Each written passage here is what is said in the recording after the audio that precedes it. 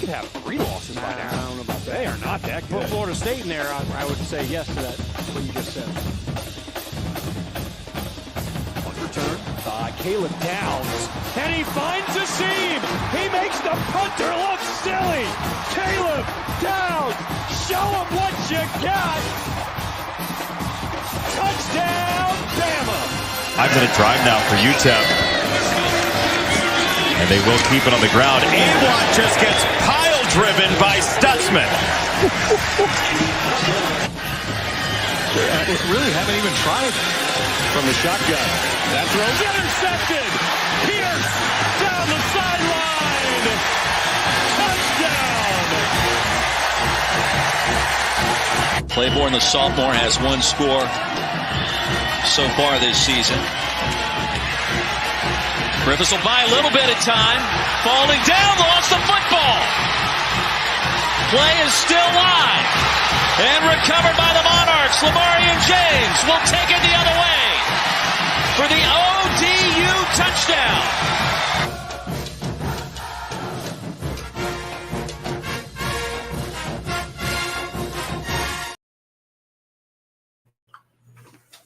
Welcome back to Devy IDP Ground. I'm at Hollywood Titan. I'm joined by my co-host Justice, and we've hit the big 100. We're 100 episodes in. I didn't think we'd get this far. But anyway, we're here. Triple digits. If we make it another 100, it'll be pure luck.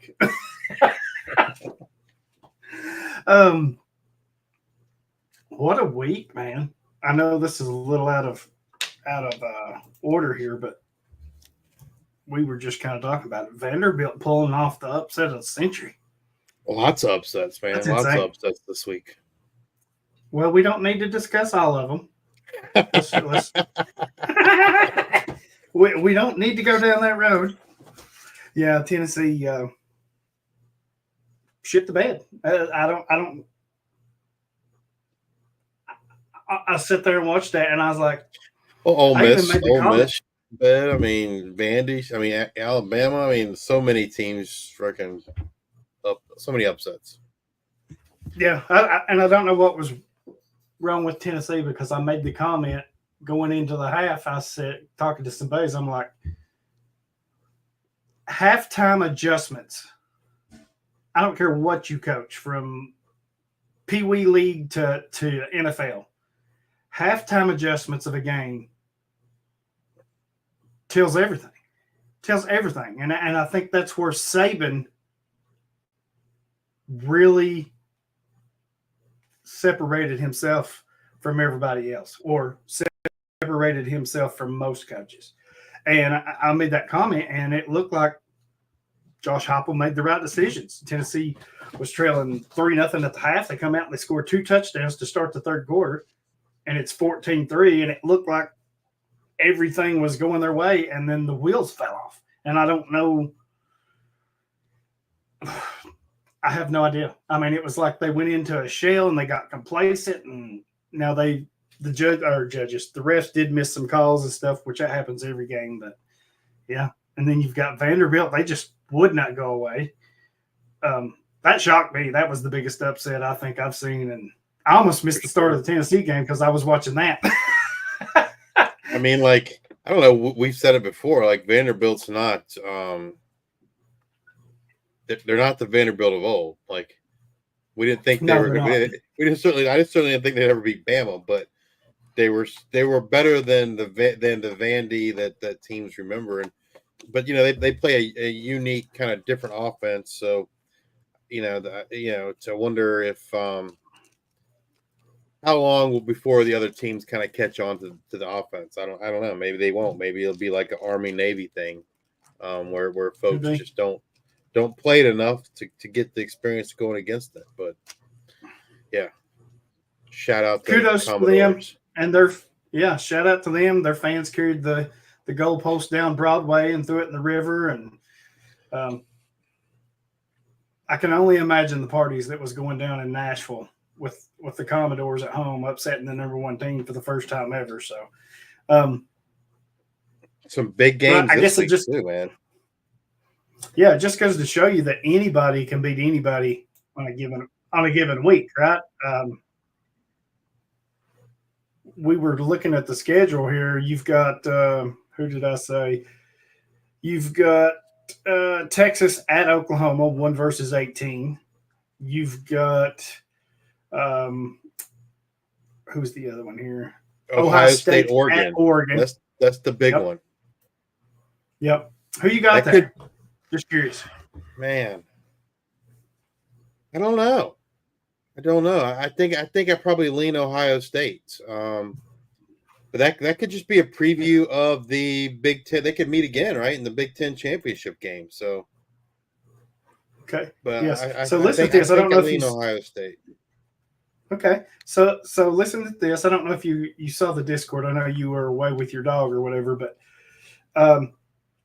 Ohio State is a 3-point favorite at Oregon, and this is coming from Circa Sports betting.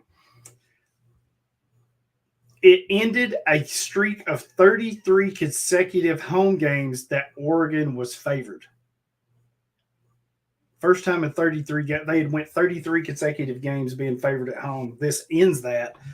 This will be Ohio State's 20th road game versus a top 10 team since 2018. And over that span, the Buckeyes are 6-13-1 against the spread, including only 2-7 in the last 9. So against the spread, they're not been covering very well, but I don't know. This feels I feel like if Oregon's locked in offensively and defensively, I think they beat Ohio State. Ohio State just has so many weapons. Yeah, I know. And that defense is crazy good, right? With Jack Sawyer and JT Tuamolo and Caleb Downs. And I mean, they're loaded from front to back. And their offense is not too shabby either, right? But I don't know. I think if it's going to be close, I think, if it stays within this 3-point favorite, this 3-point spread here, I kind of feel like that's plays into favor of Oregon if it's close.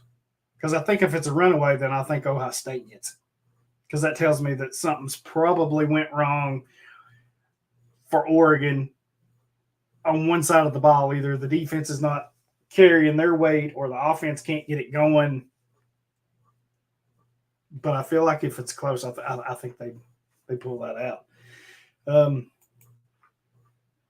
Number 9, Ole Miss at number 13, LSU. Think Ole Miss is going to lose back-to-back, man? I don't. I'm just not a fan of LSU. I mean, and Brian Kelly, they're lucky to be ranked 13th right now, in my opinion.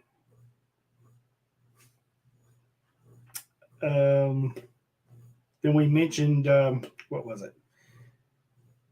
Well, where did it go? Texas at Oklahoma. Who do you think's winning that one? Texas. I do too. I don't think Oklahoma's particularly good. I know we're defense here, but do we see both quarterbacks for Texas? I don't think so. I mean, I guess it's possible, but yours is supposed to start. Correct? I mean, yeah. I mean, I'll tell you, I think Arch looked better, but I have to. From what I've seen, he's looked better. Yeah. I don't think we see both. Any other matchups? Well, unless they start blowing them out, then maybe you see both. Yeah, right.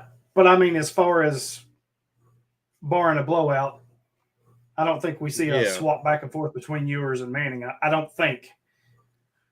I think the one other matchup is that Utah-Arizona State matchup. I think that could be a good game tonight.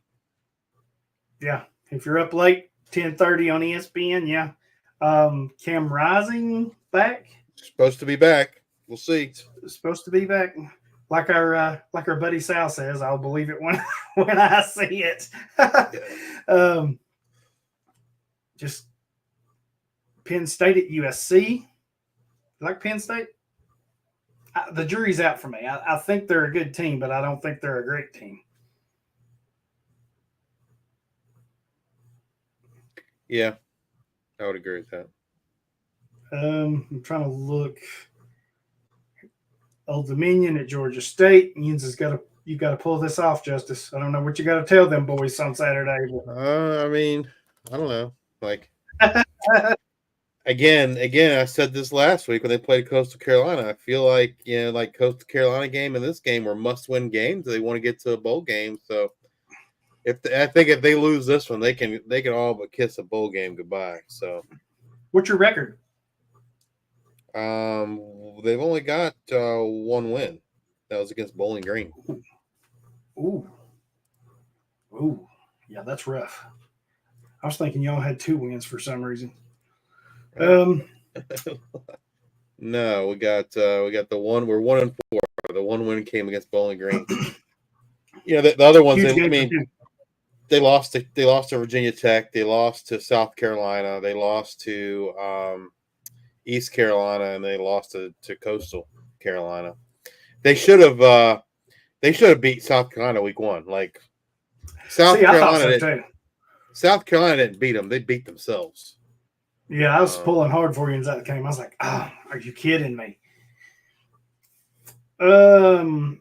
Boise State is at Hawaii. That's the last game of Saturday night. You have to sit up late. That's 11 o'clock game. Tennessee's got a big game. I think the pressure's on Tennessee this week. They're at home, but they got Florida. But after losing last week, I think the pressure's really – you can't lose this game if you're Tennessee. This just destroys your season if you lose here.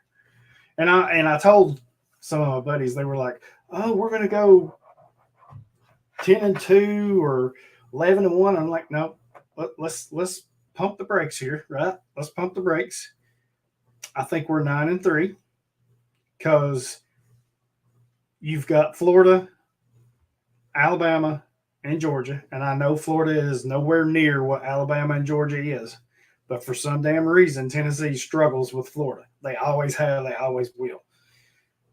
So until we can get over that hump, I think you lose 2 of those 3. I think that's safe to say. You at least lose 2 of those 3, and then you're going to have a slip-up somewhere that you weren't expecting, and that's already happened. We weren't expecting to lose to Arkansas, and we slipped up and lost. So you're already behind the 8 ball, I feel. So if you lose to Florida, this just destroys your season. I mean, theoretically, it just kind of derails your whole season. So big game for them. I was trying to look, see if there was anybody else. Kansas State and Colorado. That's a big matchup. I know how much you love Dion and the Buffalo.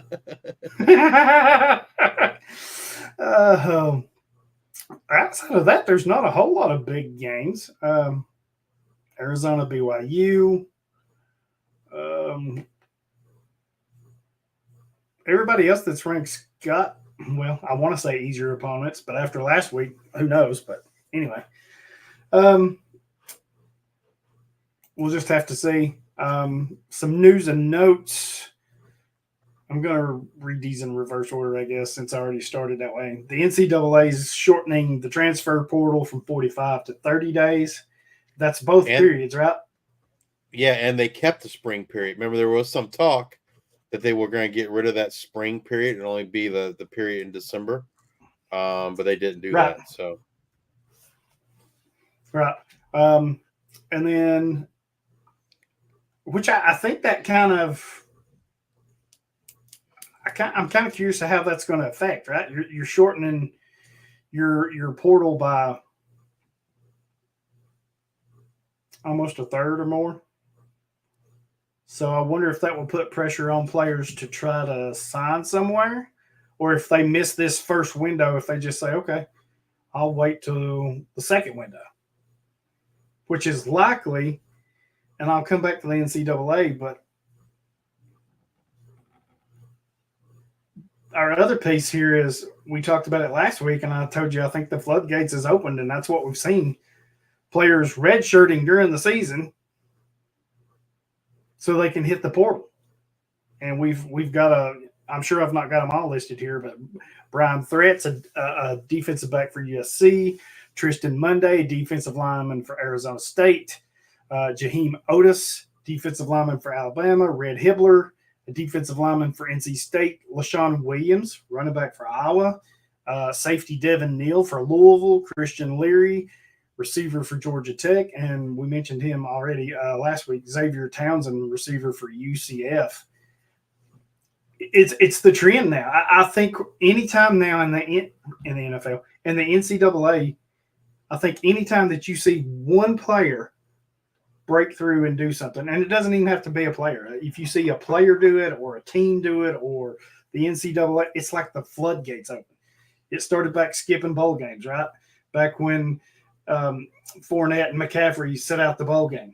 Well, now you see it all the time. It's kind of become commonplace, right? And then we've seen the changes with the transfer portal, and now you're seeing them redshirt so they can save, they can hit the portal.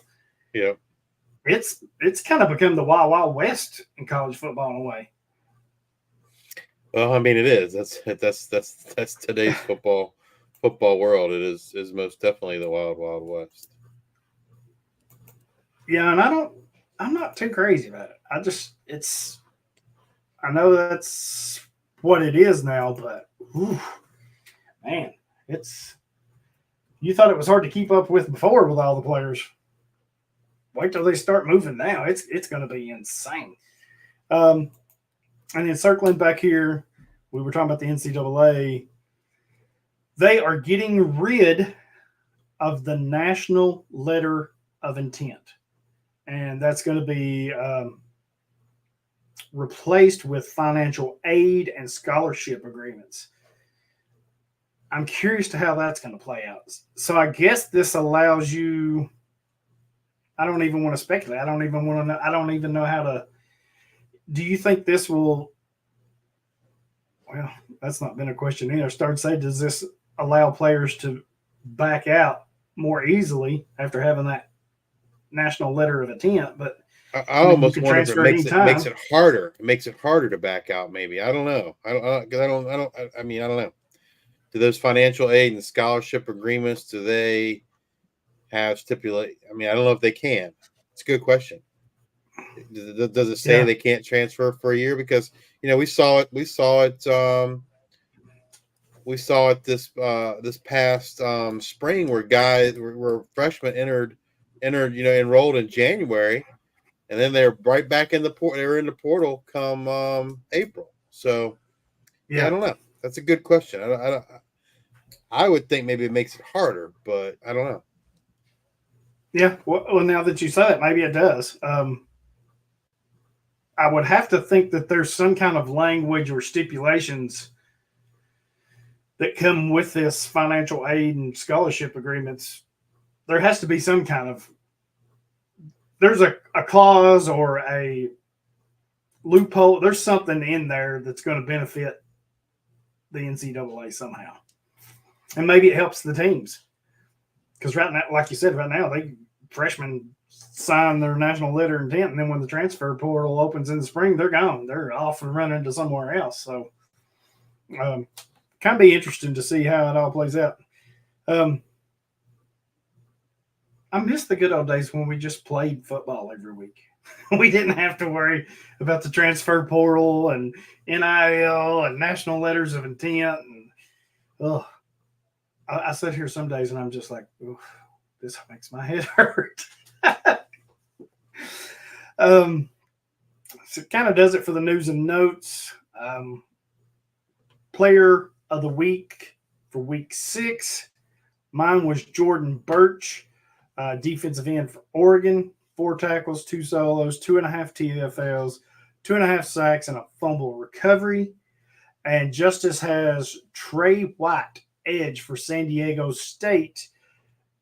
He had 5 tackles, 3 sacks, and a PBU. So defensive ends, edges, whatever you want to call them, having monster games, and they weren't the only two.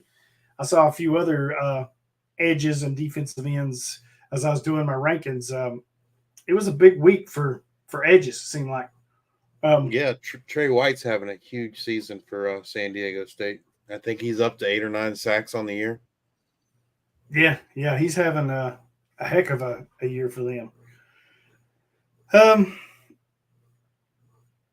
guess we're ready for the 5-star topic. Well, I guess it's where you break down our leagues, unless you got something else. It's not a lot of news and notes this week, but no, we can look at week 6 in the scoring, which I just finished yesterday. So in our listener league, the top linebacker was UNLV linebacker Jackson Woodard. The top cornerback was Noel Williams, Cal. The top defensive tackle, Trey White, San Diego State, 28 points. There you go. Top defensive end, Michael Green from Marshall, 23.5 points. And the top safety is Justin Parks, Arkansas State, at 22 points. The top unowned players, cornerback Caleb Cost, North Carolina, 37.8 points. Linebacker Cam Whitfield, Louisiana, 32 points. Safety Chris Rogers, Tulane, 28.8 points. Top D tackle Darius Alexander, Toledo, 26 points. And the top defensive end, Stephen Parker, Texas State, 24 points. Let's look at the season-long stuff. No Travis Hunter this past week, being the top dog. They were on a bye, right, I guess. They had to be on a bye. I think they were. But shout out to Hollywood. His team, his defensive team had the high score of the week. I think it was just a shade under 200 points. Unfortunately for him, he was playing me, and I was the second highest, and my offense outscored his offense. So, really, you couldn't let me just win one time, could you? Just one time. I'd never hear the end of it. I'm undefeated. You haven't won a game. Can you imagine? That'd be like Vandy beating Alabama, man. Even more reason to just let me have one, damn it. I was like, I was sitting there trying to add those up in my head while you were off on vacation. I was like, man, I think I might have him. And I was like, no, it's too good to be true. I'll just wait till he adds them up. Sure enough, you crushed my dreams like always. Yeah, I noticed Suntarine Perkins had a big week this week.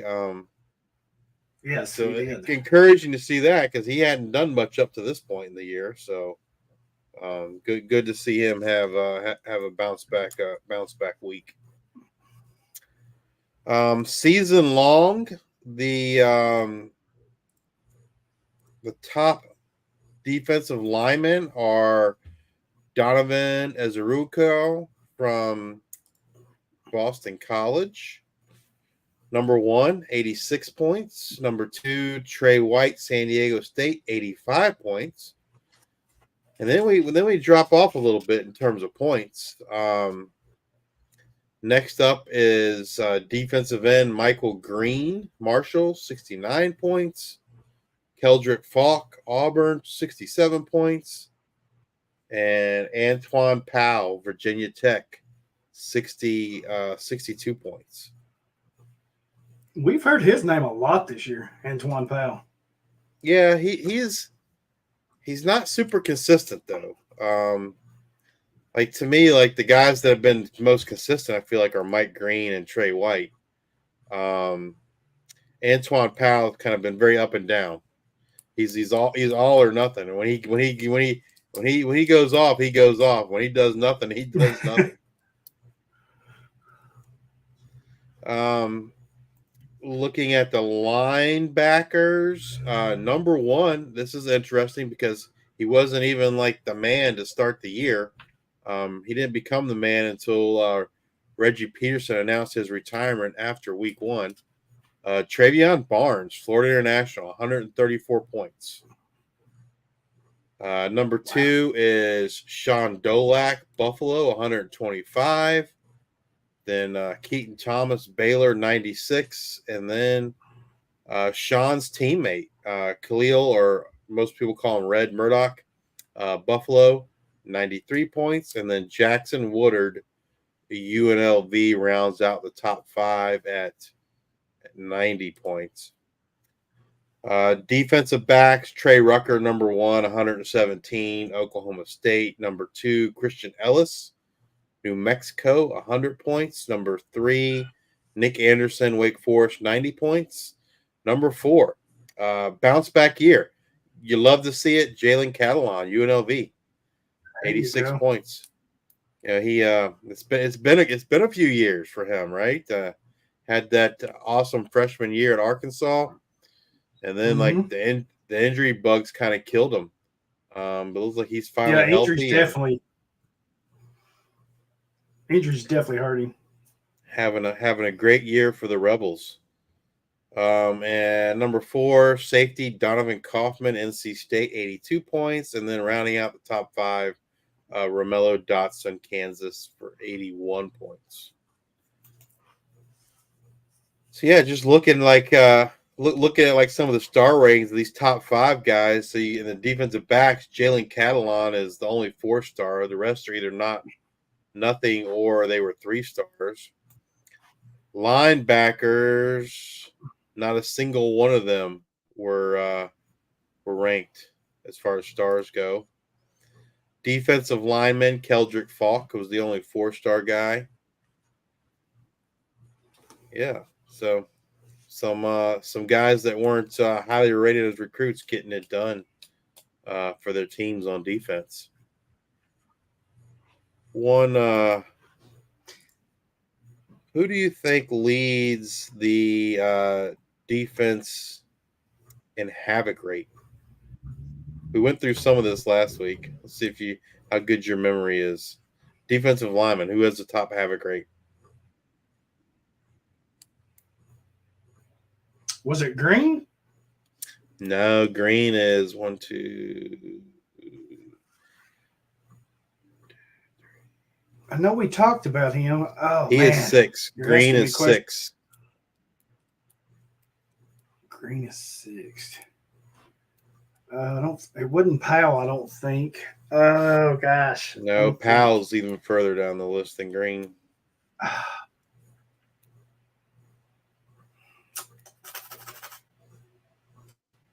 I know this is one that I should know. No, we talked about him last week. He was number 1 last week too, but I don't know anything about him. TJ Jackson, West Virginia, 21%. Oh yeah, I remember. Yeah. He's only got 4 sacks. He's got 5 TFLs, 22 pressures, 15 total tackles. Yeah, he's number 1. And then you got 1, 2, 3, 4 guys tied at second with 19%. Derek Harmon, Oregon, Josiah Stewart, Michigan, Bradley Weaver, Ohio, and Abdul Carter, Penn State. Coming on strong. I remember.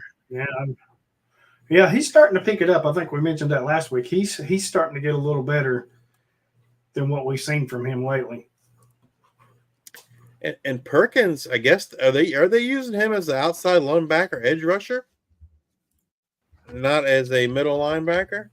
I think they're using him a little bit of both. I was because what I have here shows him as an edge rusher. I was gonna try and look on PFF and see what they're listing him at. Yeah, I'll try to look right here real quick and see. Perkins. Outside linebacker, right outside linebacker. So yeah, kind of playing an edge guy.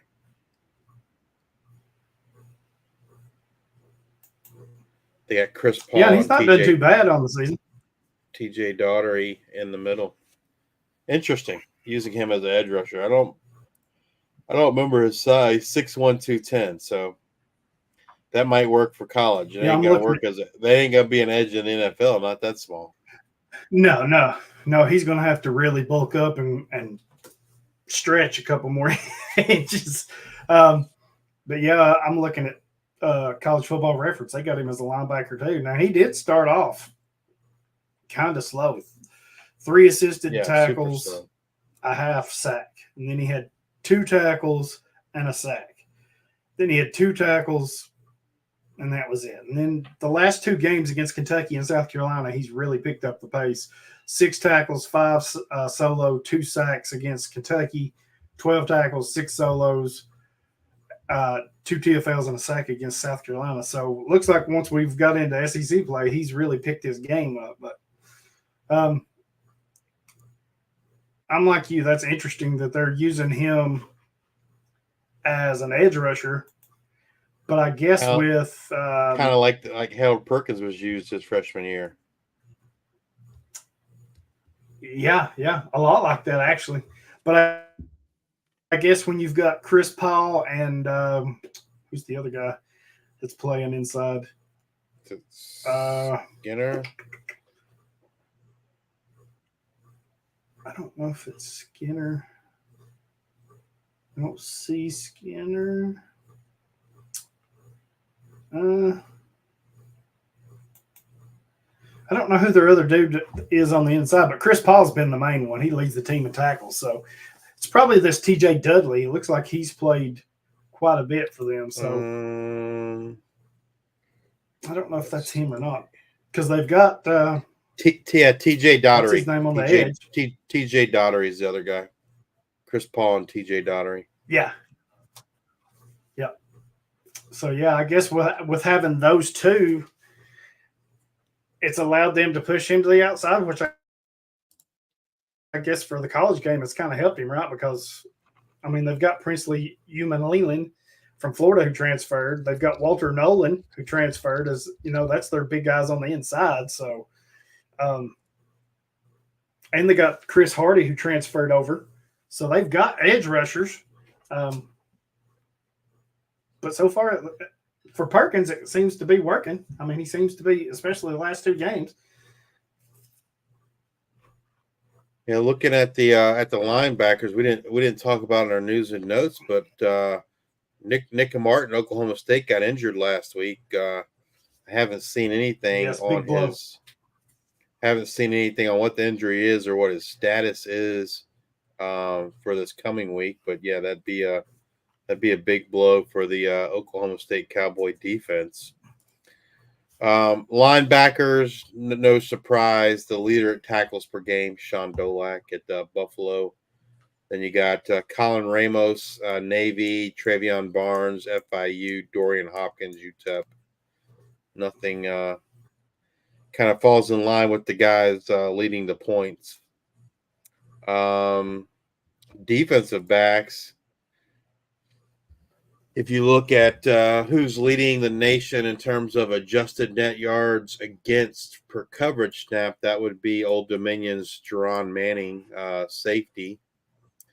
The top cornerback is Jaden Mays, Army, followed by Christian Conyer, Coastal Carolina, Terrence Spence at James Madison, Matthew McDoom, Coastal Carolina, and Jamari Harris, Iowa. Interesting that four of the top 5 are all from the G5. You don't see that on the safeties. The only one from the G5 is just Jerron Manning. Number 2 safety is Kerry Brown, Minnesota. Number 3, Jack Henderson, Minnesota. Number 4, Marcus Ratcliffe, Texas A&M, and number 5, Nick Imanawore from South Carolina. Going back to the defensive line, if you just look at the D tackles, number 1 is Derek Harmon, and only looking at the havoc rate. Derek Harmon Oregon, 19% number 1. Devontae O'Malley, Northern Illinois, 2nd. Chris McClellan, Missouri, 3rd. Zane Durant, Penn State, 4th. And Kevin Pointer from Wake Forest, 5th. Your boy Dante Corleone is 6th. Walter Nolan is 9th. He had a huge week last week, Nolan did. Yeah. I think he had like 4 or 5 tackles and a couple of sacks himself. So, yeah. Yeah, he's got 3 sacks And on the year. The top sack guy for defensive tackles is, you got a couple of them with 5. You got Javari Ritzie, North Carolina, with 5. Mason Graham, Michigan, with 5.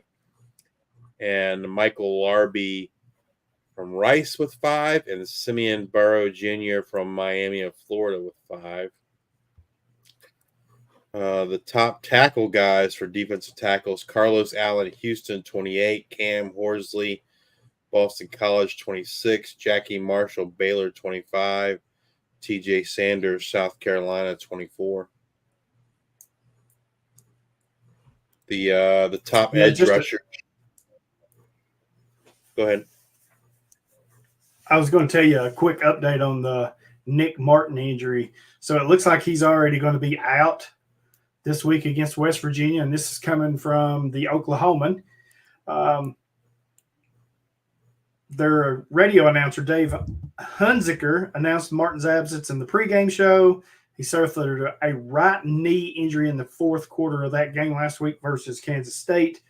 And then Mike Gundy told ESPN that it looks like Martin could be out for a while. So, and everything else I'm kind of seeing says the same thing. And they're already without Colin Oliver, who's one of their big pass rushers. I think he's out for the whole season with a broken foot. Yep, he's out for the season. You're right.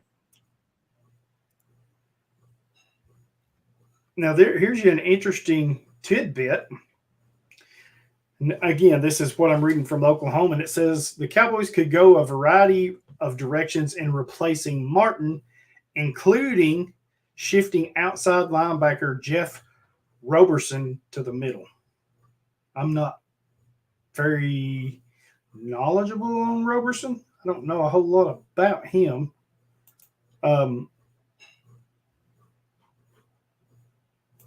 Interesting. Yeah, I don't know anything about it. Do they not have 2 more linebackers that's pretty good on that team? I'm trying to put my brain's foggy today. I don't know anyone off the top of my head. Well, they got Trey Rucker. That's one of them I was thinking about. He's actually leading the team in tackles. But Trey Rucker's not a linebacker. He's a safety. Well, because they don't need him at safety. They've got, is it Kendall Daniels they've got back there at safety? So I think they played 3 safeties. Well, yeah, and it looks like Roberson's not done bad this year. 30 tackles, 18 solos, 4.5 for a loss, and 2 sacks on the year. So he's their 3rd leading tackler. So not too bad.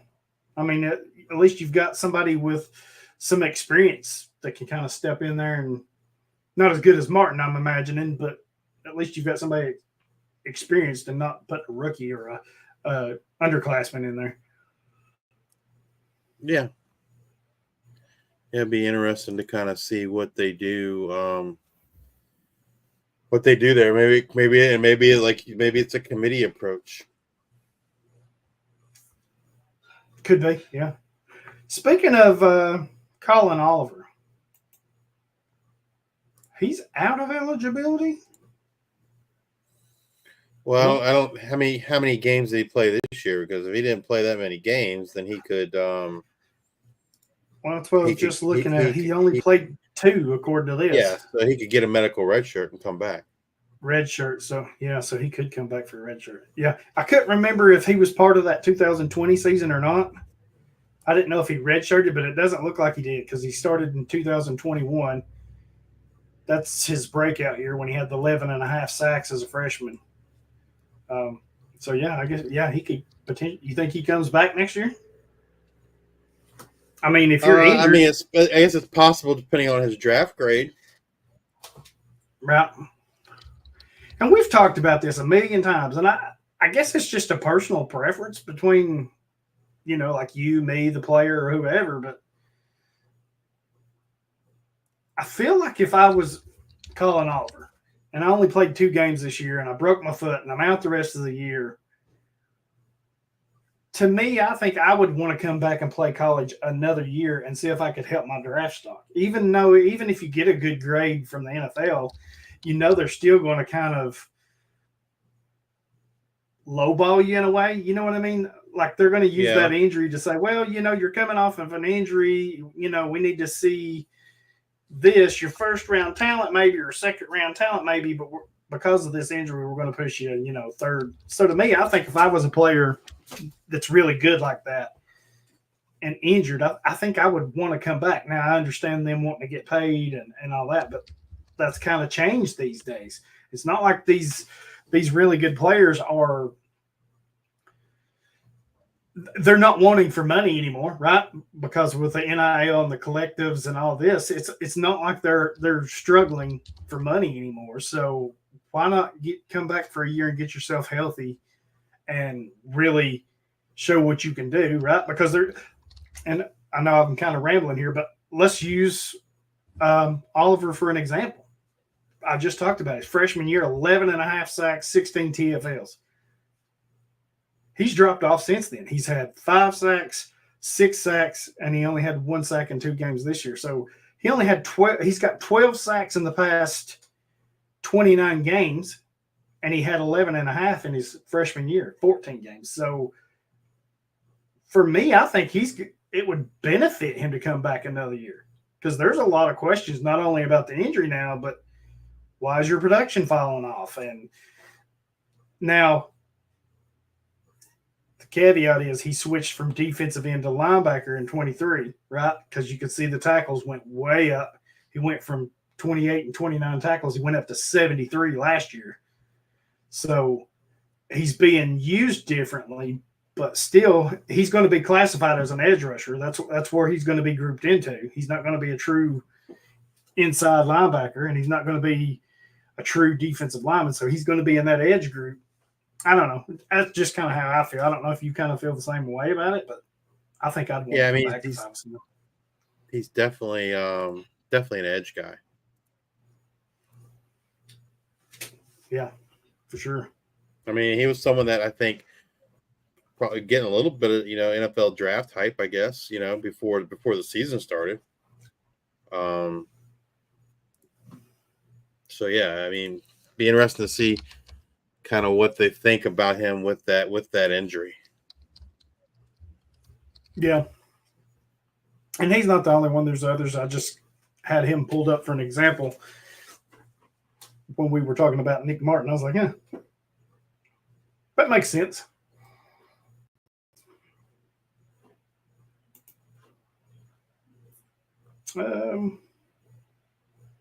Did you have anything else? No, not really. I was trying to get over here. If this thing will cooperate with me. So in our Devy IDP league, our listener league, well, would you look at that? Old man Justice up there at the top at 6-0. Couldn't even let his poor co-host win one game. That's a shame. But not to be outdone, our good buddy Sal is right there with you at 6-0. Shout out to you, Sal. Good job. Todd Bannerman is next at 5-1. Our boy up there at 5-1, and Sean, a newcomer to the league this year, is 5-1.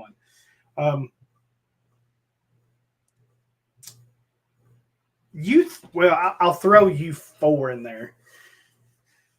So you're 6-0, Sal's 6-0, Todd's 5-1, and Dougie's 5-1, and Sean, we'll throw him in there. He's 5-1.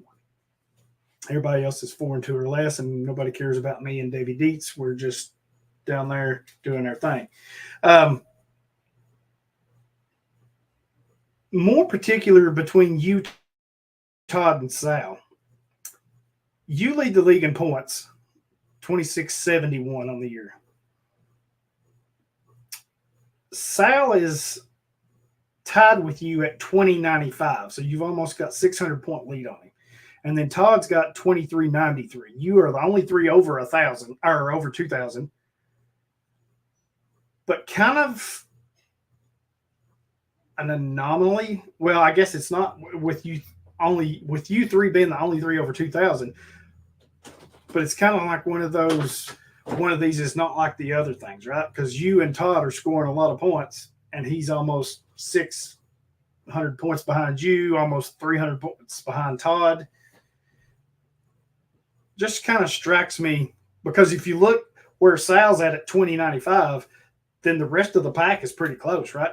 Because you've got 1946, 1879, 1859, 1884. So, starting from Sal back, it gets a lot closer and congested. But it looks like you and Todd are just scoring points at will this week or this year. Yeah, I mean, I was gonna say you look at the high score. Let me see if I'll bring that up real quick. Like who's the weekly high scores? Let's see here, results. My guess is it's probably me and Todd. For weeks. I'm waiting for Fantrax to open up. All right, week one. Week one, the highest score was Todd, 419 points. Week two, the highest score was me, 429 points. Week three, high score was me with 417. Week four, high score was me with 477. Sheesh. Week five, the high score was me with 507. Ooh, that's got to be close to a record, I think. Yeah, we'd have to go back and look. I would imagine. That might be. Yeah. And this past week, I had the high score again with 440. So the one week I was not the high score, it was Todd. And the week he was the high score, he had 419, and I would have been in second with 399. It's the only week I've scored under 400 points is week one. Well, that would explain your 600, well, almost 600. It is 600-point lead on Sal, but you've got 300, about 250 on Todd. So he's scoring pretty well. I mean, I'm averaging over 400 points a week. Todd's probably, let's see, 419, 336, 413. See, he's averaging 398.8 by my 425, 455. He had a bad week last week. He only got 321 last week, and he lost. He lost to Sean. So you're over 400. No Travis Hunter. No Travis Hunter. Really. Yeah. Yep, that's exactly what it is. Yeah. So you're averaging over 400. Todd's right at 400, and Sal 349.1. So he's about 50 points or more a game off y'all's pace. Looking at the schedule, I play Sean. I play Sean in week 9.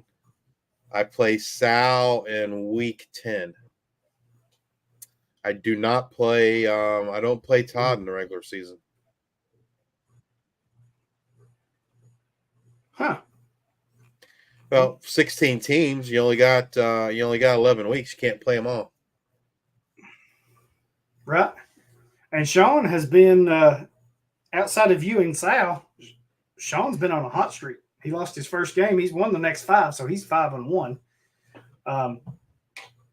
Dougie's has won 4 straight. So yeah. I was just sitting here looking at this, and it kind of looks like to me, with the standings and the scoring, it looks like a 3-horse race. You, Sal, and Todd. But you got Dougie and Sean both on win streaks.